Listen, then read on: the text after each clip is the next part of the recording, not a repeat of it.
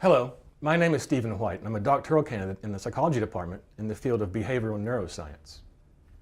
Up to this point, my research has focused on identifying new drugs for use in treating major depressive disorder, or depression. But in order to develop new drugs, we have to understand the biology of depression. Our current thinking suggests that depression is caused by low levels of certain neurochemicals in the brain, and current antidepressants work to elevate these neurochemicals. However, they have numerous shortcomings. They only work for about half of the people who take them, and they require 4 to 6 weeks of daily administration before symptom relief appears. Interestingly, recent research, including my own master's thesis, has shown that ketamine can provide rapid antidepressant effects within hours after administration.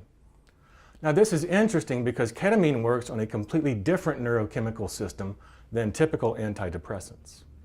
So I began to wonder, how is it that drugs that work so differently can both provide symptom relief? Do they share some common biological mechanism? And it turns out that they do. Both ketamine and typical antidepressants have demonstrated the ability to increase the number of connections between cells and increase the growth of brand new cells. Then I began to wonder about, what about non-drug treatments?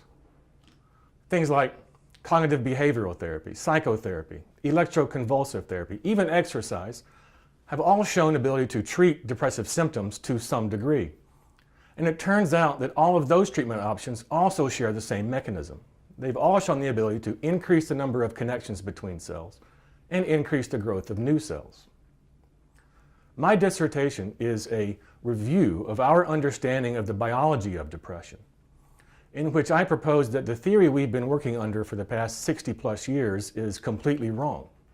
That depression is not due to low levels of certain neurochemicals, but instead is due to an inhibition in the production of new connections between cells and in the growth of new cells. In doing this, I hope to reframe the way we think about and conceptualize the biology of depression. And in doing that, then we can begin to identify newer, faster acting, more effective antidepressants. Thank you.